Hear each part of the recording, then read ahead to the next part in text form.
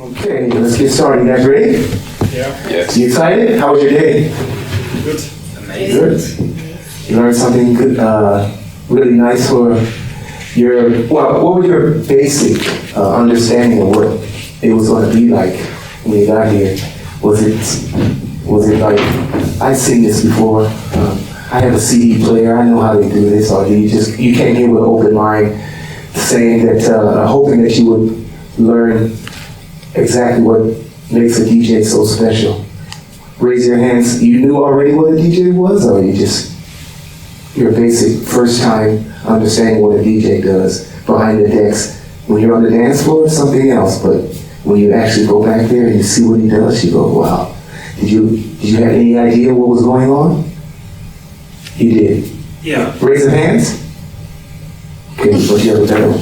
Well, I hope today we get a little bit deeper. What I wanted to do with these two guys, we have for ForFuturesSake from New York. He's works at A1 Record Store, which is a very well-known record store worldwide. And then we have over here DJ Kennedy, who works at the Red Light Records in Amsterdam, which is also very famous. And my name is Roberto Ingram. I'm happy to be able to lead the talks for the workshop. And today, I think I have a few questions that I wanted, before I get started, for you guys. Does any of you own a turntable at all? CD player? Everyone has a CD player, right? No? Yes. Yes. Yes. Yeah. Okay. CD players. What else? What else did I want to ask you about? It was the how about a DJ mixing software at all? Yes. And what DJ mixing software do you have? Mix with 3X. Have you ever heard of this? No. Because it's free. Okay. Well, it's The best things in life are free. The best things in life are free. Well, for this workshop, it's called the Q&A. So with these guys, I'm hoping that you guys can get some answers on, kind of what the world of a DJ. I mean, you could be working at a record store, or you could be entertaining your friends at a party or whatever. But to get those basic skills, it's really hard work. I've been DJing for 30 years. I was a professional dancer for 8. I danced on a very famous television show called Soul Train. It was known for its golden years of soul, funk, disco, R&B. I'm the founder of Decisive podcast series, and also I enjoy the DJ dance culture along with creative artists. Let me introduce again ForFuturesSake and DJ Kennedy. You guys, working at a record store, is a very tedious job, and you guys seem to be very passionate about working at the store. Were you working as a DJ first before record store? Yeah, I've been a DJ for about 10 years now, maybe a little bit more. Maybe 12. And I've only been working at A1 Records for the last 2 years. So still fairly new there, but getting my feet in there. Like, and your hands too. Yeah, and my hands. Oh, everything is dirty by the end of the day. So, yeah. And you, Kennedy? The answer to that, I think, well, when do you call yourself a DJ? It's kind of the question. I guess I was fooling around at home, practicing a lot on my bedroom. Kind of the classic picture, I guess. And maybe I was a DJ, I don't know, but working at a record store came afterwards, yeah. Yeah, I just think it's important to know, because working at a vinyl store and getting the knowledge of the staff that works in the record store, in many cases, the guys that are selling records are DJs in many cases, yeah? That's right, right? Before you worked at the record store, there was a few guys that you worked before you, right? There was a mentor for you, right? What was his name again? Yeah, Toshi. Toshi. Yeah. Toshi. DJ Monchan. DJ Monchan. So, you know, these two gentlemen here are professional DJs. Ironically, they spend a lot of time working in the record store. They're buying and selling 90% used records, right? Used records, stocking the shelves and selling diverse selection of music for DJs and special, can I say, important customers? Yeah. With that said, thank you guys both so much for being here, but this first question I think is going to be for Kennedy. You work at Red Light, right?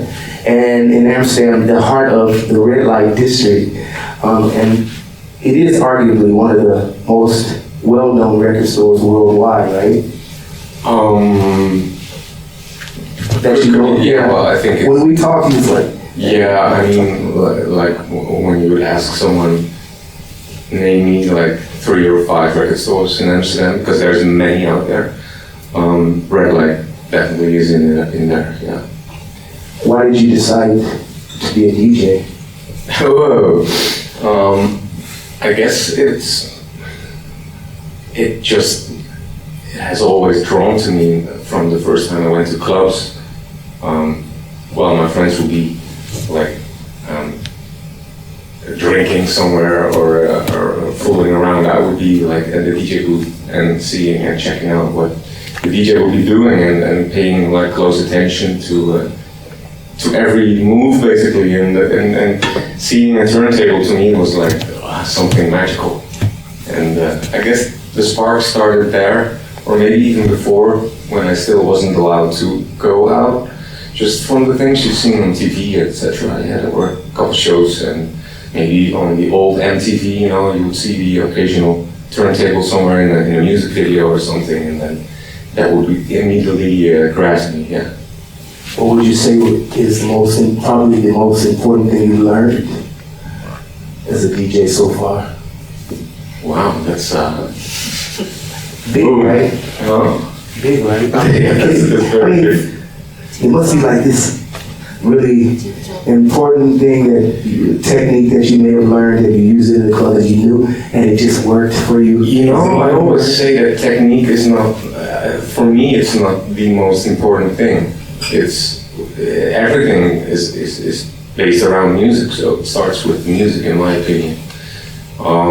I guess most important thing for a DJ is to have a taste of your own, I guess, like something that reflects your personality and your spirit and your feelings, I guess. Yeah, it's all about expression and DJing as well, sharing that, and I guess that's the most important thing. Technique comes later. Anyone can learn techniques, but it's harder to learn someone to find the taste of your own, or a thing that makes you unique for your, I don't know, yeah, something like that. For ForFuturesSake, what kind of advice, I mean, what have you learned, and why did you become a DJ? Good question. I always struggle with this question of why I became a DJ. I think it was something that I think I knew that I always wanted, at least for a very long time. And when I was on the dance floor as a kid, I started going out when I was 14 years old. So a lot earlier than what was allowed for me and what is still allowed in the States. And I always found myself wanting to express myself in a different capacity, and to make the people on the dance floor move in my own special way. And I always felt like my voice, I might not speak loudly, you know, I might have not a profound voice when I speak to you. However, whenever I'm DJing, I feel like I'm able to really express myself the way that I want to without any without holding back. Yeah. Jumping forward a little bit, do you guys get a good amount of experience knowing what works in the bars and in the clubs that you work at? And does this knowledge help you with your customers at the record stores? I mean, you get to if you're DJing and you're in the record store, you go to the club and you know this record, you know what this record's going to do to the crowd. You know exactly when to play it, when not to play it, the reaction you expect. Does this knowledge of what you know as a DJ in the club transpire back to your record store and selling to your customers, knowing what customer wants what or what they might like? DJ King? Maybe it's good to first mention that the store I'm working at, Red Light Records, it's not necessarily a place that's for DJs who are like the dance floor DJs, the club DJs, or the festival DJs, etc. We sell a lot of stuff that appeals mostly to collectors as well. So people would be looking for a fantastic crowd rock record or this obscure experimental synth record or even a hip hop record. We do sell a lot of techno and house and disco, etc. as well. But maybe that was good to mention first. So not every customer that comes in is or wants to be a DJ. I think I used to work at a record store. That's like 20 plus years ago.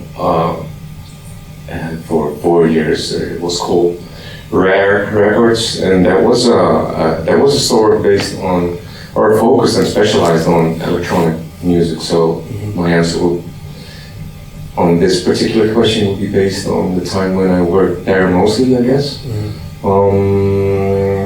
I don't know, I just have this idea that when you're working as a DJ and you're working in a record store, you know the first music comes out before anyone and you're able to test it, and you're able to test it, and then maybe in the store you have your favorite customer, you say, this record, this record works in the club, so this is something they might like. Mm-hmm. Yeah, that maybe Simon can confirm, like sometimes when you're working and even when there's no one in the store, you go through a bunch of records and you would like think of a person or a customer even by when you scroll through and you find a specific record or you listen to it, that you can think of a certain customer like, oh, he or she will definitely love this. So when that person comes in, I need to present it to that person.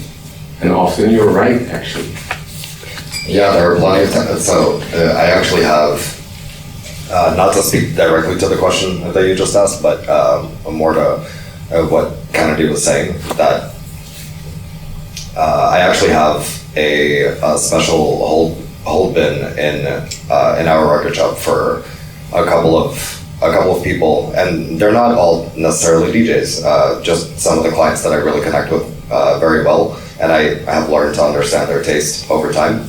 I have a special bag for them that I always keep with a couple of records, so that whenever they come in, I know that like those were records that I was thinking about them whenever I listened to it, that I thought that they might find really special. So I'm happy to talk more though, specifically about the question that you just asked. Are you guys with us so far? Is some of this information good for you? Okay, good, perfect. Yeah, go ahead, continue. Throughout the entire day, working in a record shop, all we do is listen to music all day long. From the moment that we open the shop, before there are any customers in, until the very last second that we leave. So I listen to a very wide variety of music in there, and we also deal with a very wide variety of clients. Not all of our clients, very similarly to Red Light Records, not all of them are DJs. Far from it. We have a dance music section.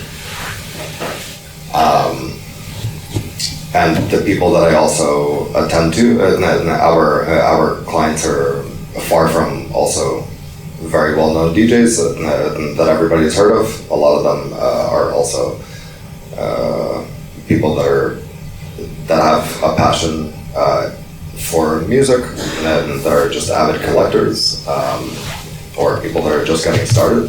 And I'm excited to attend to everyone in the same manner.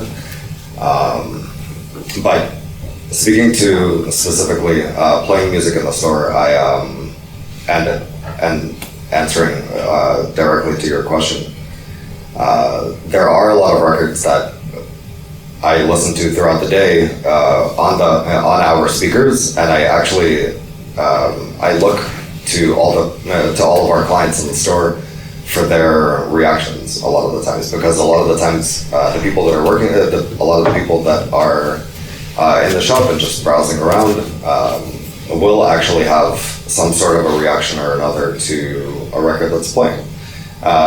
Might not necessarily be a bad one, but it might just be no reaction. Or if it's a really special record, they'll either like kind of have their head bobbing, or they'll like come up and ask about it.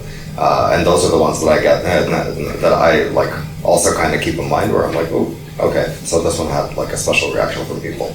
It's not much different from a club. Yeah, it really isn't. No. I guess this segment is important because what I'm trying to show you guys is that these guys spend a lot of time checking out the music that they're going to play before they play it. And so once you get this feeling of what works and what doesn't work, it really helps you when you're practicing. You're spending time with the music, and this is kind of what I'm hoping that you get from this part of it. Moving on, you two clearly love what you do, right? So, with that said, why are you so passionate about being a DJ? Kennedy? I'm mostly passionate about music, I would say. That's probably the answer to every of your question. It all started with music, and that can come in different ways, I guess. And exploring music through various ways, like renting CDs at the library and taping them, or talking about it with friends in school and whatnot more, to eventually, being so curious that you want to find out more about it, and probably at one point enter a record store, and then it can do something with you or not. And in my occasion, it did, to a certain point that I would go to a record store like basically every day after school, or I would skip a couple classes in order to be in the record store earlier, because going through music is way more fun than going through a book, in my opinion. And until this point where I quit school, and on that same day, it's a fact, I walked into the record store and I just said like, "Hey, I just quit school and I love this record store. Do you have a job for me?" And they said like, "Well, that's super timing, because we're actually looking for someone." And long story short, that's the store I worked at for 4 or 5 years, 20 years ago. What was the question again? Why are you so passionate? So why? I don't know. It's just there. It calls me, and I answer. And in the record store, I mean, like Simon said, you're busy listening to music all day long. What's not fun about that? Or at least I think so.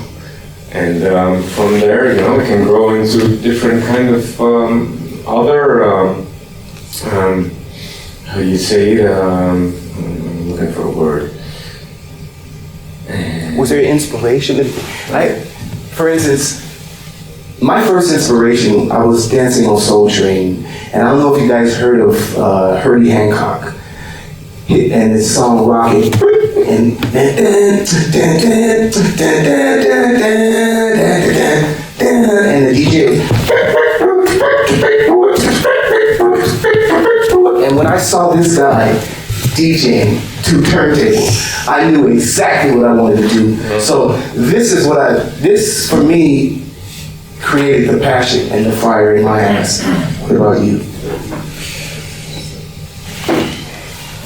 So I had a little bit of a different experience getting into DJing. So I started off as a dancer. I was dancing ballroom for a long time, since I was 7 years old. Went into hip hop and house dancing, and I took a lot of classes from my, not necessarily mentors, but people that really inspired me, which were Brian Green and Ejo. They're both very well-known dancers in the States and internationally as well. And when I started listening to dance music, there was a particular something that was ignited in me that felt like this is something more than just a listening experience. It was something that I really wanted to share, and I wanted to share in my own way. And I didn't really know how to until a little bit later when I went into high school. I was in a boarding school in Israel at like 16 years old, and this idea came to me to start DJing as a form of really expressing myself and also connecting with everyone around me. I realized that this is it's a very special way of speaking that you don't really get with anything else. It's a particular form of self-expression that is the most exciting to me. But I'm kind of getting lost in my train of thought.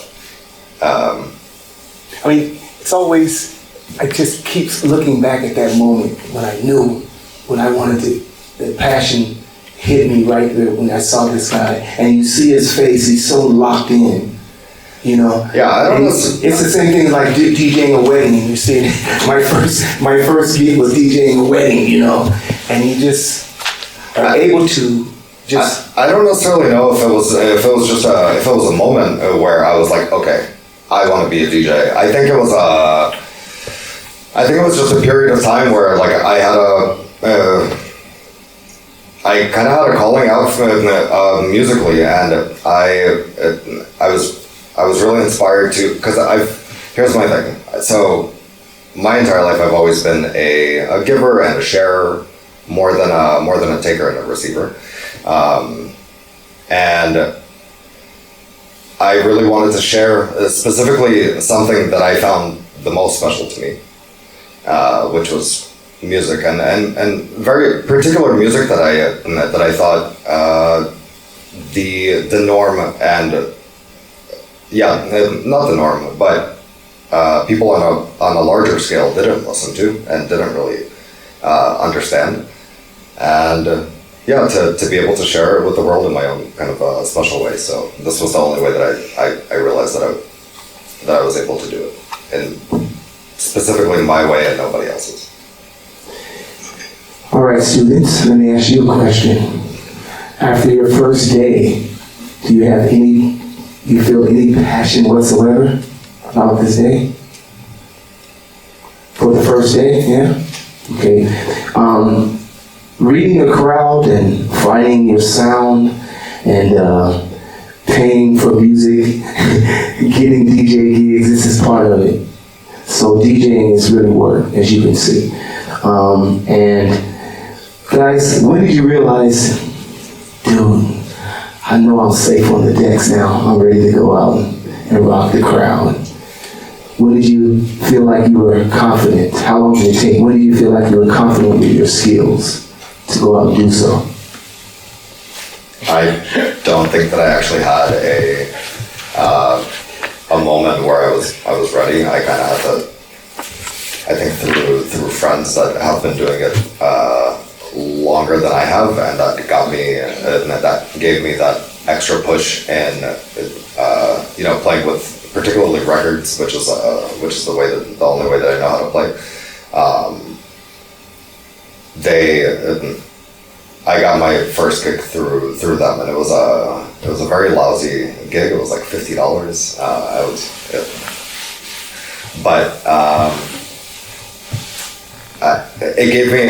It just gave me the confidence to get up there and to see what I was able to do, and to see what that feeling was like. And I think after that first day, I was like, oh, okay. Now I know that, like, no matter how much money I get paid, no matter like where this takes me, like, this is that feeling that I want. For me, it's kind of, I think, no matter how,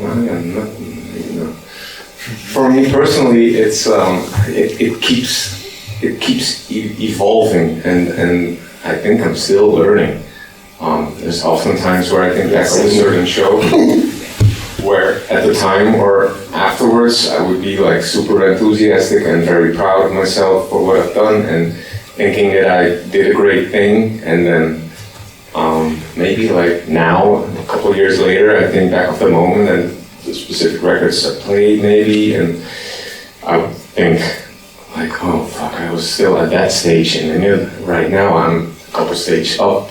I think you keep learning, and you need to, because it will be boring otherwise, I guess. And you always keep discovering new music, and that's what, again, goes back to music. And the music that's kind of like pushes you to do certain things with it, I guess. And so as long as there will be new, and it doesn't necessarily need to be like new music, as in newly produced music, but newly recorded music. But like new music to myself, like stuff that I hadn't heard before, that can still like ignite me as well, and push me further, I guess. Yeah. In order to help an audience understand your vibe and how you can get them to trust your sound, how much preparation time do you take, and what's your process? For me, it's very important that I'm listening to records and I keep listening, and then I find this vibe, and I say, I know that'll work here.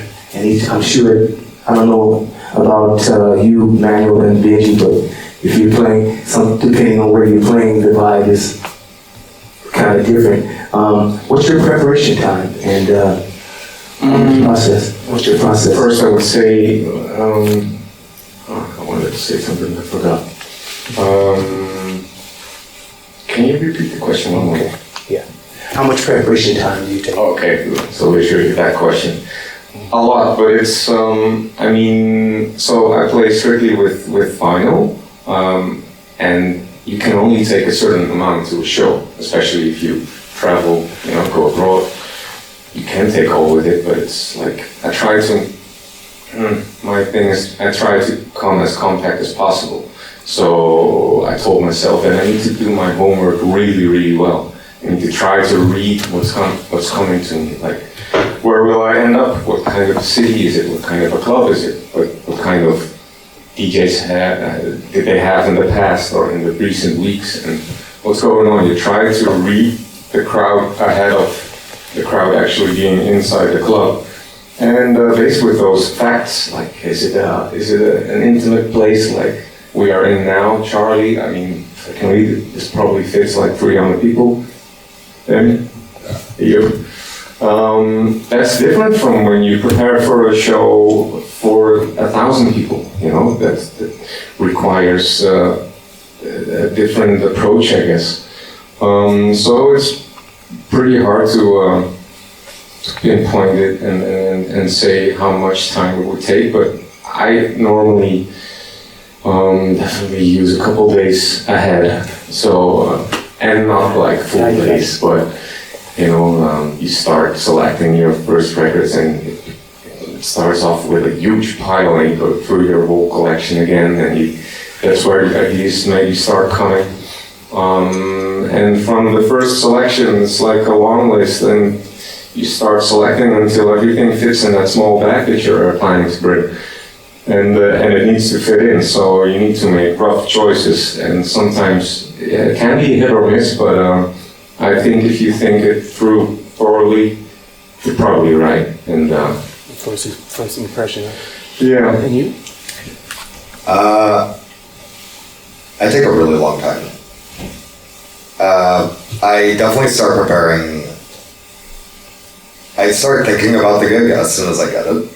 So as soon as it's confirmed, it's already in my head. So anytime that I'm at home listening to records afterwards, let's say that I got booked for something a month in advance, anytime that I'm going to come back to my records afterwards, I'm already starting to think about what kind of a story I want to share. I definitely feel like, for me, DJing is storytelling time. It is, and I like to weave a very special story, a very special, complex story of my own, and it's going to involve a very, very specific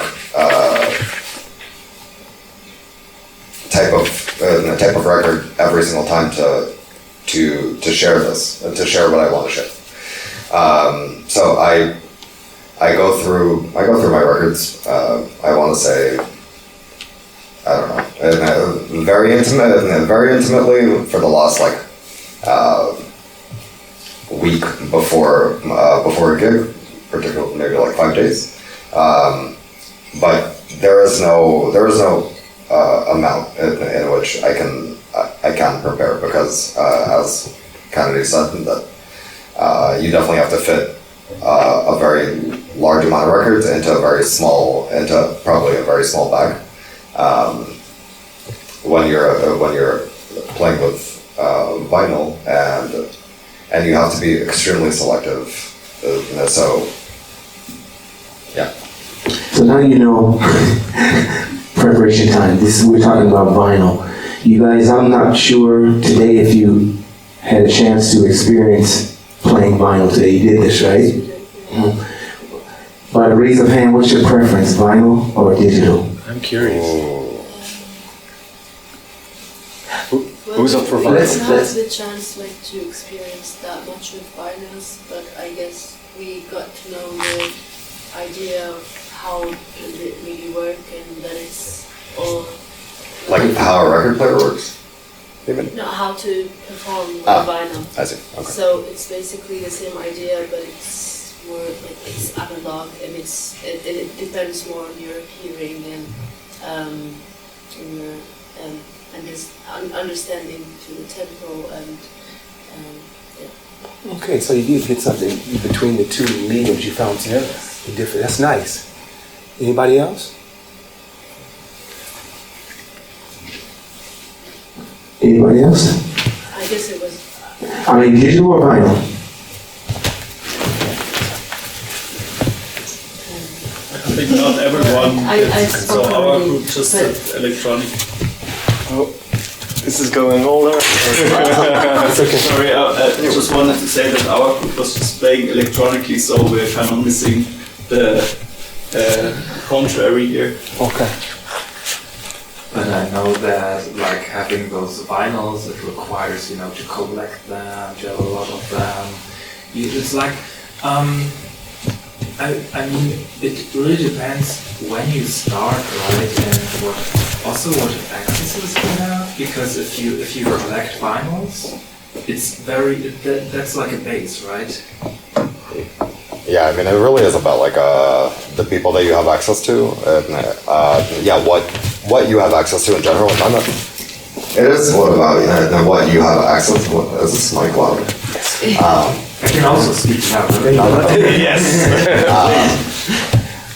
It's definitely what you have access to and the way you do your research. So I have,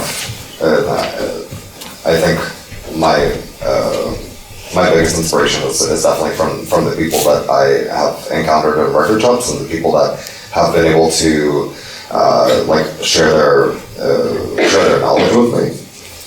Also from the parties that I go to, like listening to particular records, knowing like what genre, like where exactly to look in record stores, and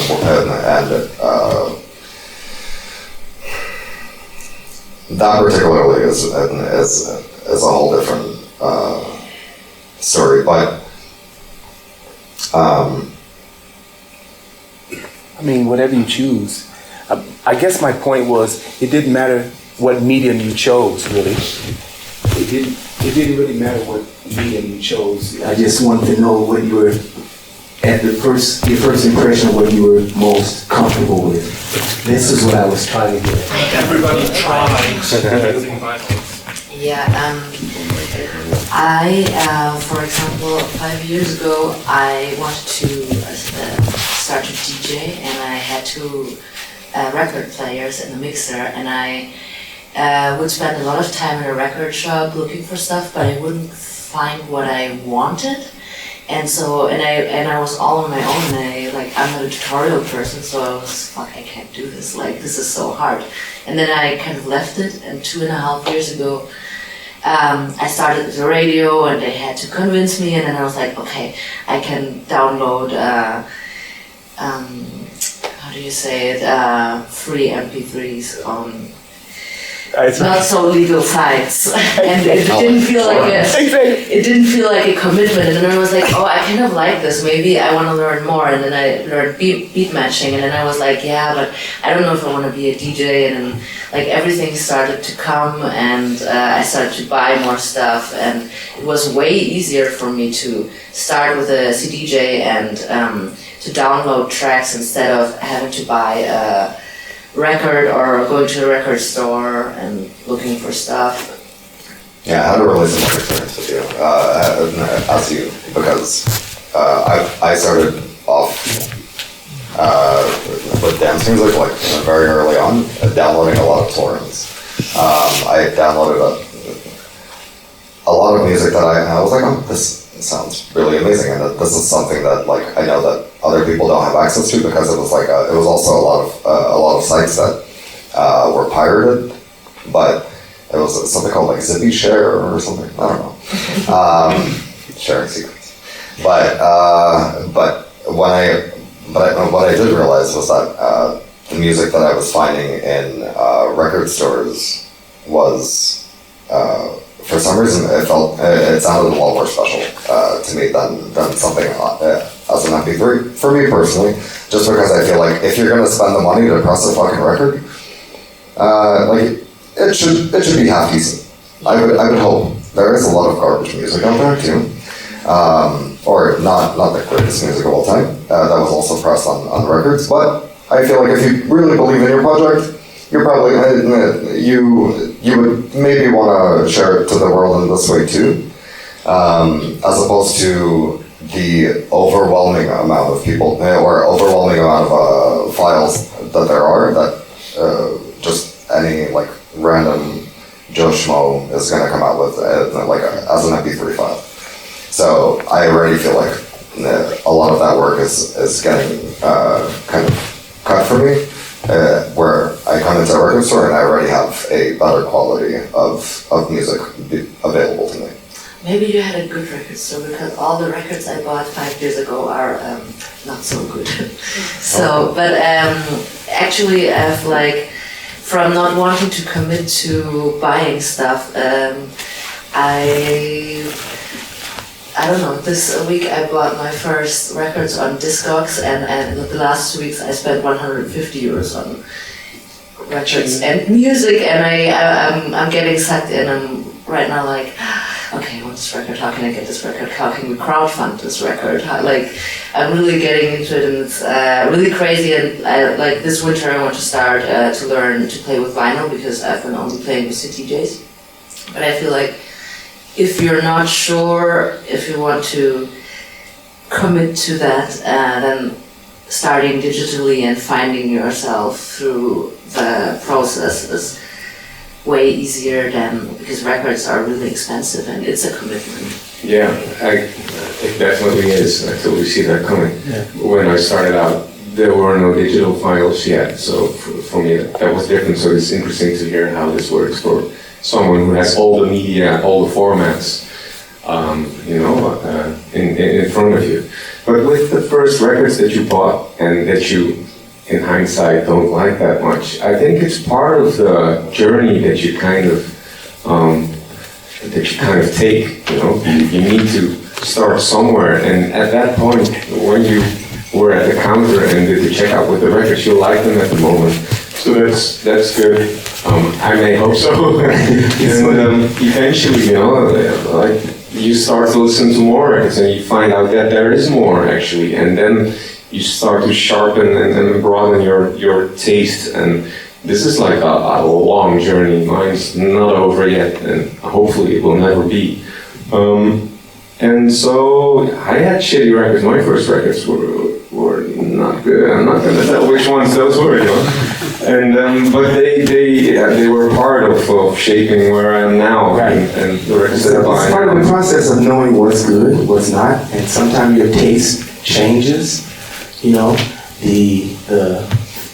My generation, the cycle has changed so many times, and I'm watching it come back around, and what you may have thought was a shitty record then, now is everyone's playing the damn thing. It's crazy. I have a collection of about 8,000 records, and I'm going back to Goa trance, drum and bass, techno, down tempo, ambient, and once you get caught up in that, the one thing that I can say that was really enjoyable getting back to the record stores is when you go to a record store, you have kind of this community kind of atmosphere. When you walk into a store, you have a service person that knows you. You walk in, hey, how you doing, Roberto? I've got this record for you. You don't get this online. You don't get this digitally. Unless you have a total connection to Beatport or someone in the back, in the industry. If you're pirating music, one day you'll become a producer, and you will know what it's like to have no money, and you know what's in. So it's really important that you decide what works best for me. I like both mediums, to be honest, because what I can do on CD players, I can't do too much on the turntables that I want to do loop. So it is a technique thing to me. If you're a dancer, you know what I'm talking about. Dancers,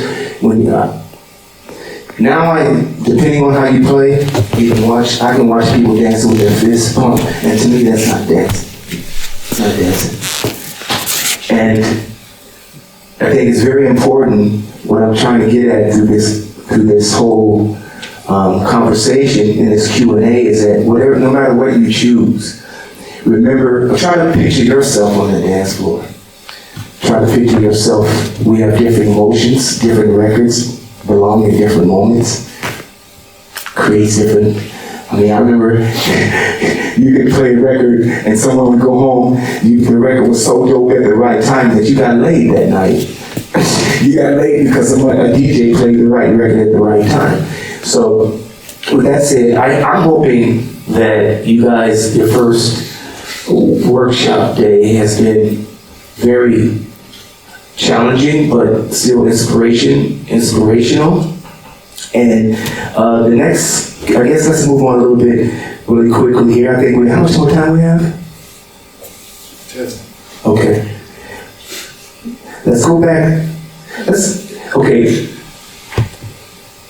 The record age, the digital age, and the combination. You guys, you worked how did your stores adapt to change to keep up with the technological advances? Are the record stores here to stay, or they are a dying breed? That's for you guys. No, it's for you. Oh, they hear them speak as well. Are record Sorry, stores the a dying breed? technological age. Meaning that we went from records, everybody's... They're still here. Yeah, of course. I think I'm answering this question. I've only been working at our workshop for for 2 years. Our store has been open since '96. We have had a particular. I'm sure that it's seen its ups and downs over the years, and recently, I feel like there is no shortage of people buying records. It's only on the uptick. So I'm actually really excited for people that are like growing up now, or a new generation to be coming into record stores, because I'm sure that my generation or it seems like maybe our generation, we were probably buying a lot more CDs and also starting to like download MP3 files, but there are so many people coming into record shops now looking for music that is getting me really excited about the future. So I don't think that record stores need to worry, you know. Okay. Same with you. I know you guys are vinyl diehards, but I know record stores that I've even opted out here, and I have friends that are DJs and everyone's that was doing vinyl with me when I was growing up. A lot of them have sold their vinyl and went digital, so that's why I had asked if record stores, if they can't find you online, they have to come to your store to know what you have. Oh yeah, You know? yeah. Sorry, I mean, like You know what I mean? we for example, our record shop is a little bit more old school. Like we don't have actually a Discogs presence, which is unfortunate for the rest of the world. It's very convenient for us because A, we don't have to keep up with it, and B, I feel like people get the most exciting things in our record shop whenever they come in, because a lot of the record shops that do exist online, that do have like a Discogs presence, for example, a lot of their really exciting pieces, or exciting pieces that are maybe if they have their entire inventory online, and they just get snatched up by whoever. So that's how you instead of really tending to the people that come in. So we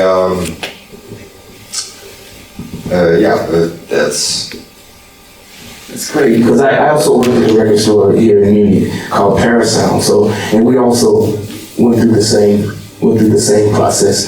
And I think vinyl is here to stay personally. And I argue that with friends that are playing digital all the time. But it's a convenience. Most of the time, vinyl and digital comes down to being a convenience, whether or not you know, and Money as well. and money as well. So it can be expensive, yes, you know, but also carrying heavy loads of records to long playing gigs around the world. That's also a discipline that you have to consider. If you are a record collector, do you digitize records?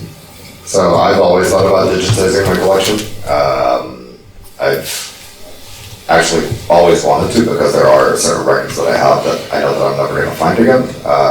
That if I would scratch them up, I would have never forgiven myself. Like there was actually a record that I have in my bag right now. It happens to be a record that I'm going to be able to find again, but somehow on my first, I was in Berlin a couple days ago, and between Berlin and Frankfurt, where I was yesterday, I have a giant chip in my record, like just missing. There's a chip. My record got just chipped. So I should be digitizing my records, but it's actually really scary. Just as you said, for example, starting to collect records is very scary and it's very expensive.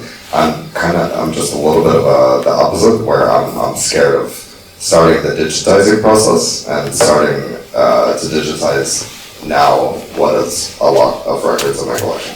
If I started all the way in the beginning, it would probably be a much easier process. But yeah.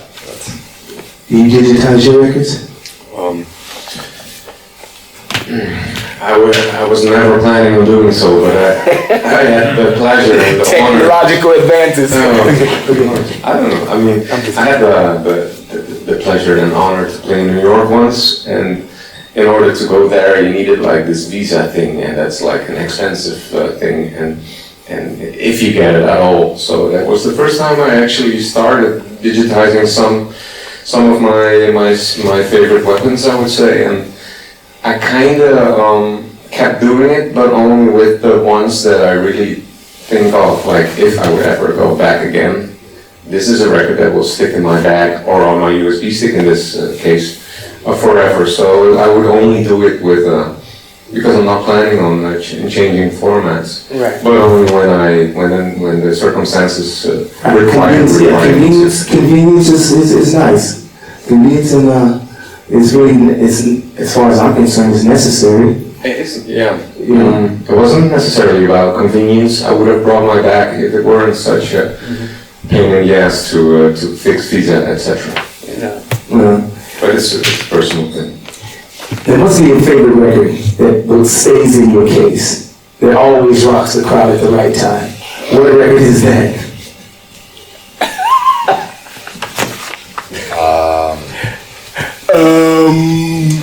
That's a good one. I don't know. Come to the party tonight and Oh, find yeah, out. favorite record and one that I'm willing to share with people. Yeah, of course. No, but I'm always happy to.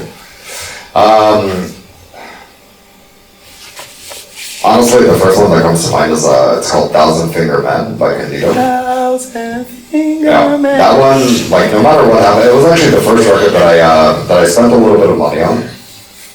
I was in Washington DC and I pulled out this record, and from the moment that I heard it, I was like, what the fuck is that? Right. And I was like, no matter how much money this costs, I'm getting it. And it was like $40 or something, and I was like, I'm doing it. But that record, no matter what happens, as long as you play it at the right time, you know, you don't pull it out too early. But it's one of those records that like, I can't think of somebody that's not going to hear this record and just going to have their mind blown. For me personally, I think so. That's always been the case. Come on,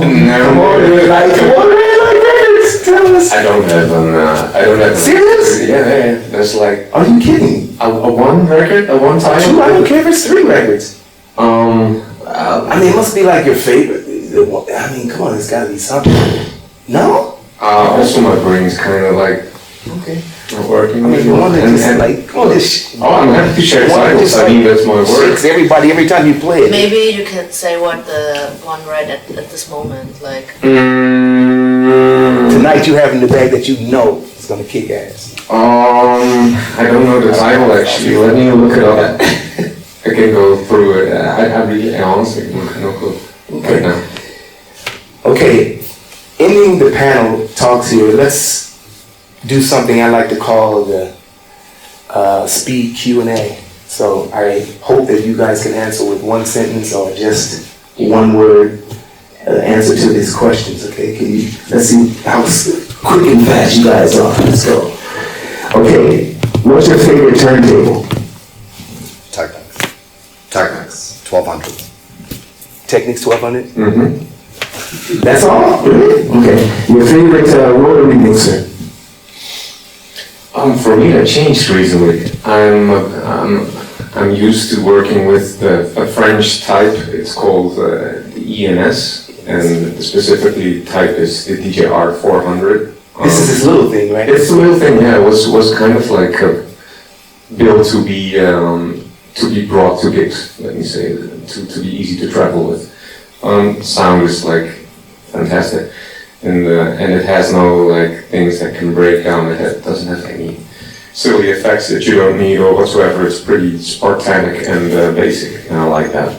But recently it might be the alpha recording systems from Japan that actually beat it. But it's These are very expensive guys. These guys, gear he's talking about is expensive. Faders or sliders? I mean, not sliders. Sliders, faders, or knobs, or rotary? Yeah, definitely knobs. I feel like those those are the ones that feel like on a rotary mixer. That feels most comfortable to me. There are people that I think prefer faders and stuff, but yeah, for me, knobs are, I think, all the way. And to answer your question, for me, it is an ENS. It's the one that I have at home, the DJ R400, because I think that it is the most friendly. It just gives me exactly what I need, without any anything extra. It's not working with you. I prefer faders and knobs on the same mixer. Cross the one here is perfect. As long as I have some kind of a fader and some kind of a knob, it's you have best of both worlds. It depends on DJ style. Also what you do. If you're a scratch DJ as well, in addition to, that would be really cool to actually have an option to scratch on a rotary mixer. That's true. That's true. Technique. You have both techniques on one mixer. That's great. Yeah, plus it's based on what you're used to, and that's based on your budget in the first place as well. Like your first mixer, that means a whole lot to you. I remember my first mixer was it didn't even have a brand. I think it was just it was what it was, and it was for free actually. And because I learned it on that was my favorite mixer for a long time, until you get to know other mixers and try them out. So. 12 inches or records? No, 12 inch or 10-inch records? Zero preference. Just, yeah. 12 inch. I don't think that I have any kind of preference in the way that a record is pressed. I have They sound different. same love for 12s, 45s, 10 inches, whatever it is. To me, it's kind of, especially when you're playing a bigger stage or a bigger club, eventually the way that music is being recorded and pressed to a record can make a difference in order, for example, how it sounds in terms of output, like how loud it can be pressed to a record. And a 12-inch offers more space for relatively less data, so to speak, less music. So if you press it on a 12-inch, that in my opinion, can often sound better on a big system. It has more power. What, 10-inch? No, 12. 12-inch, right, that's what I like. I prefer them too, only because of that purpose that we talked about, the quality and sound. Favorite headphones for DJing? Sennheiser HD25. I have these headphones that are about to break any second, and I just refuse to give them up. They're Pioneer something 2000. It's not the HDJ 2000, I think. Yeah, HDJ 2000. They came out, I don't know, I got them 8-9 years ago, and they look like shit, but they sound great. So. You guys, the headphones you use today, they're good? You like them? With the Sennheisers, right? Yes.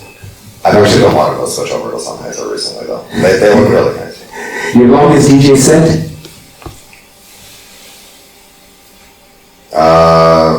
Maybe 8 hours. Kind of the same, yeah, 8 or 10, I think. Probably 8. I've always wanted to go on a marathon, a true, one of those that maybe 12, 15 hour sets or something. Ben told me he had a 7-hour set at Robert Johnson's last night. That's why he's in the back.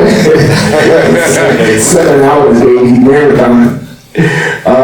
Your shortest DJ set?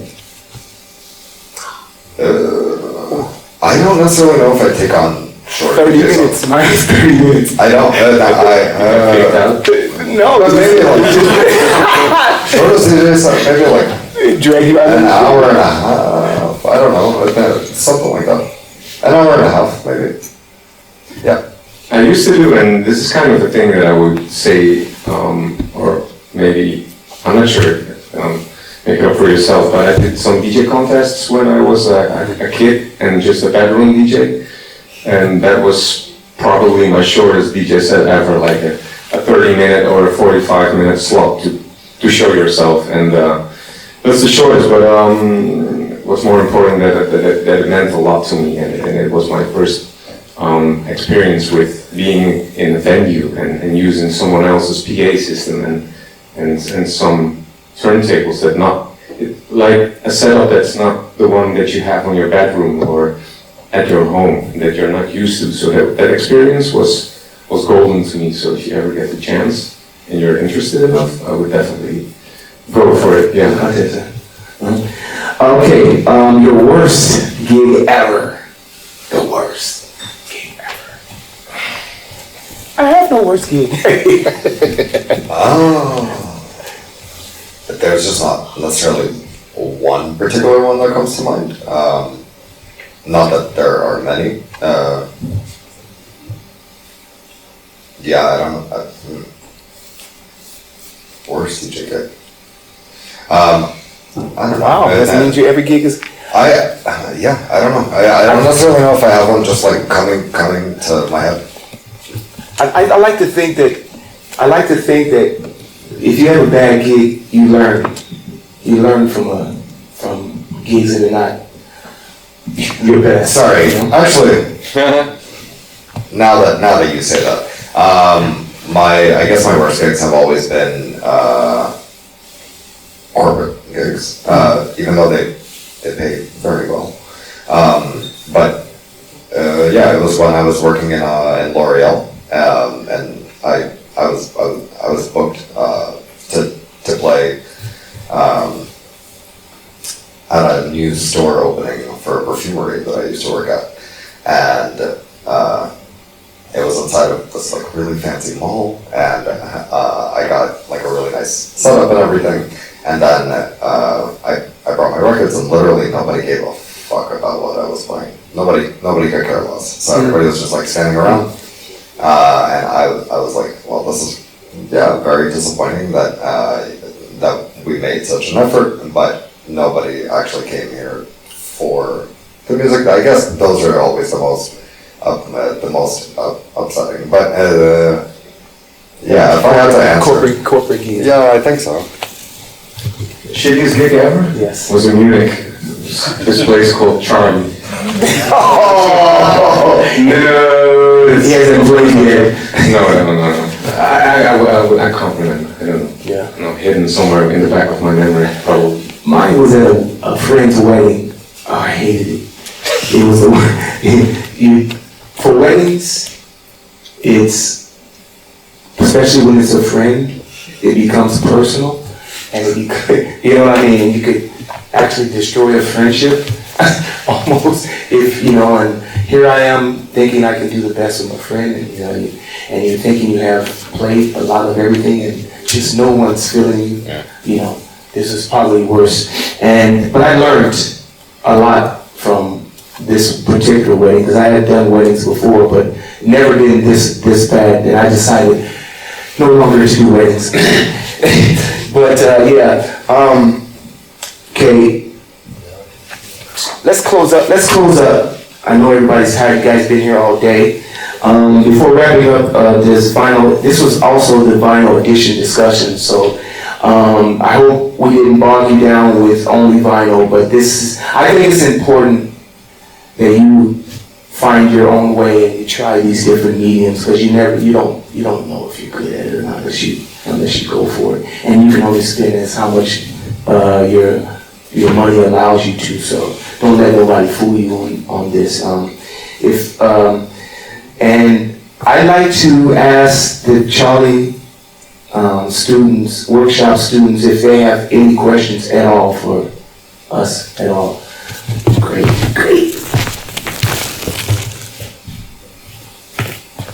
Different question, but what's your favorite pop artist? Pop artist.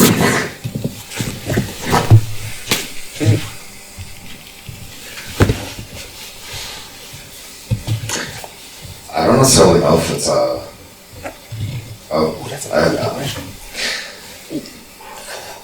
I don't necessarily know if they're not pop music though. It's I'm thinking of somebody that's just like an R&B. That's an R&B artist, a group. But pop artists. Beyonce. Wait, living or dead? Living or dead? Like current? Oh no, it can be any. Oh, That's a lot easier. I think, rather, I don't necessarily, I don't personally play favorites. I'm underground, baby. No, I don't personally play. No, I don't personally play favorites only because I do love immensely with many different artists, and I don't have those like one favorite. I think somebody that I've been really influenced by is definitely Michael Jackson, but that's like a really easy answer to give you. That's just like, or Sade, but Sade is like, she's not pop at all. She just happens to be really well known. She makes me cry like a little bitch in like 5 seconds. Not like a little bit, very, very moderately. Like a man. Nice saving. Thanks. I kind of wouldn't know, so while you were answering, I was thinking, which pop artist would I love to see play live most? And that would be Radiohead for me. Yes. I would love That's to. what I would love it to. was. Wow. Any other questions? I have a question. What's the toughest crowd for you? Toughest crowd. Wow. Toughest crowd. Toughest crowd. You being placed in the wrong club? Sorry, what do you mean? Like what has been the toughest crowd for me? Like where I played it, or? No, I mean, if you can, for example, generalize it, I mean, maybe you think the early birds are tougher than the ones coming later. That's a good question. I feel like of course that overall, I actually don't really know how to answer that question. I feel like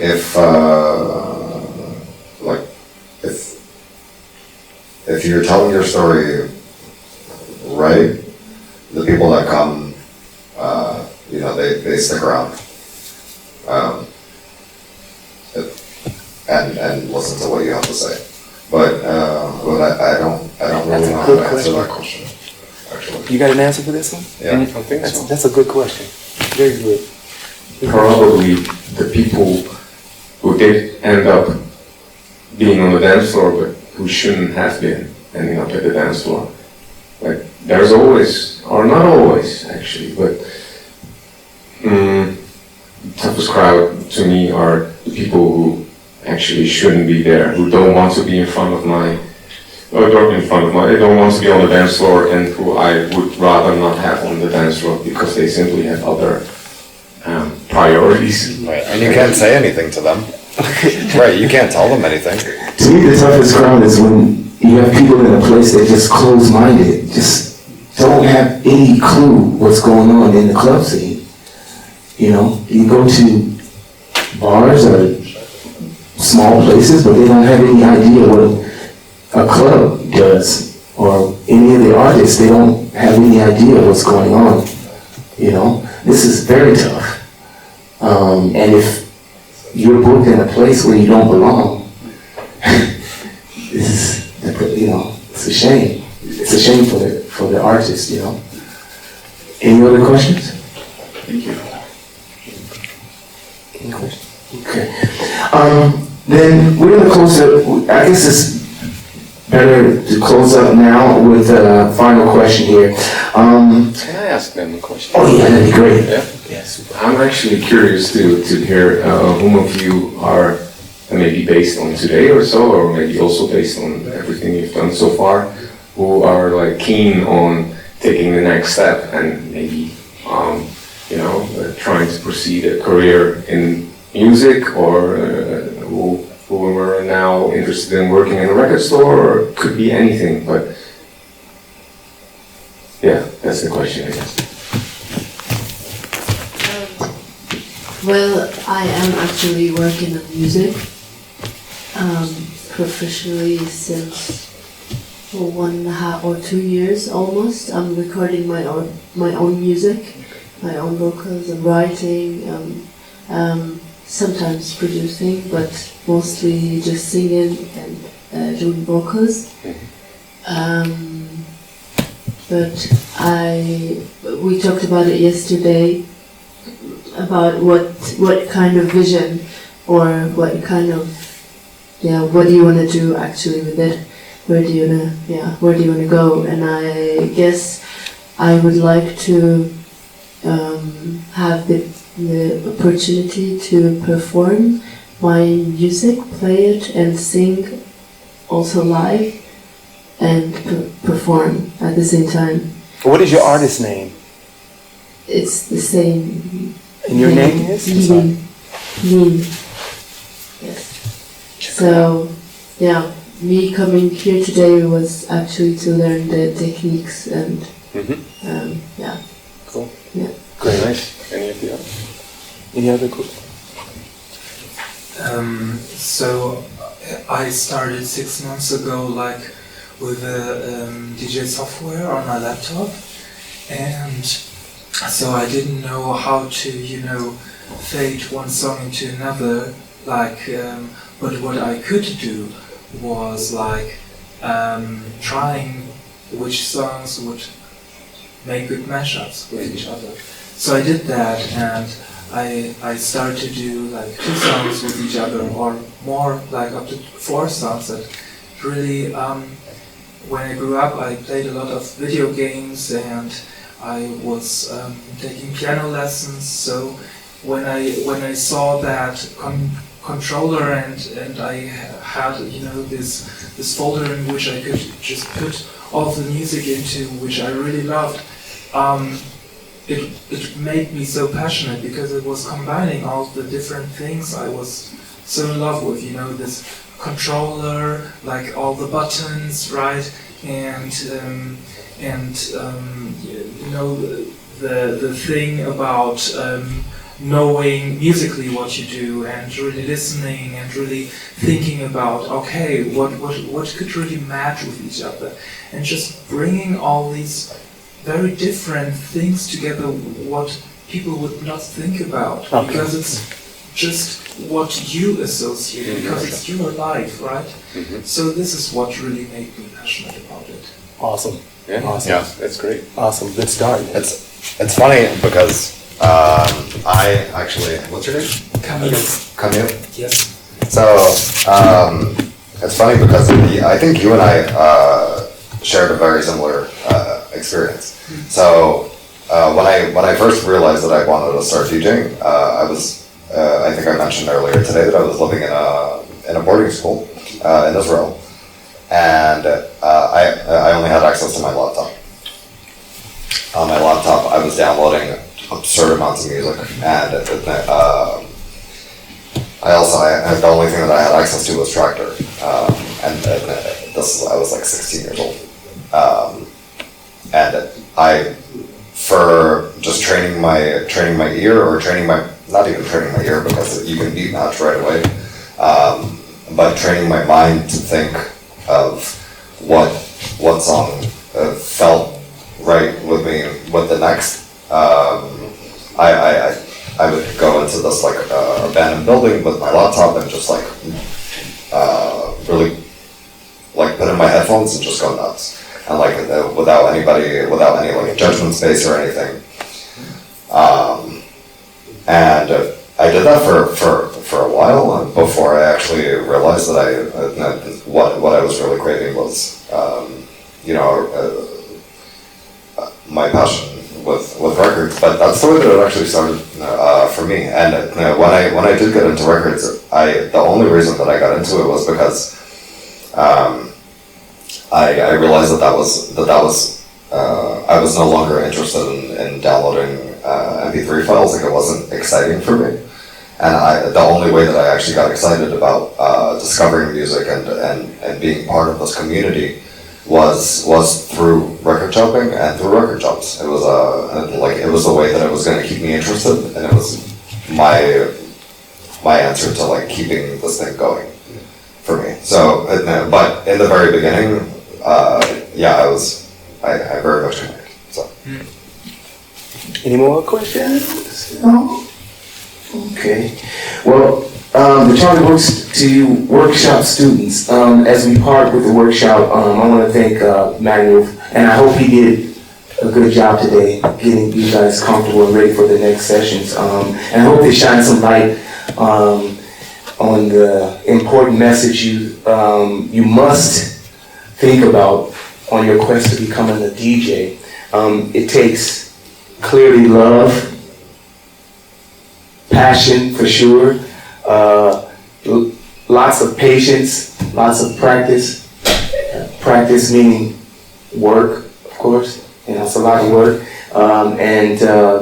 These fundamental tools should help you find your freedom of expression as a DJ. So with that said, I'm wishing you guys good luck, and I'm going to see you at the next panel. We have DJ Hell and Bill Brewster. They're going to also shed some light on the history. I hope this final history lesson today was interesting for you.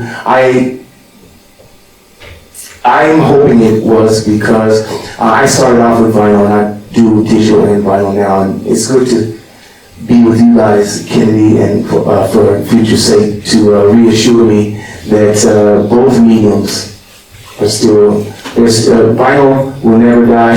They're not a dying breed, but it's just a matter of choice, I guess, for the creator, or for freedom of expression. And yeah, with that said, good luck. Thank you guys.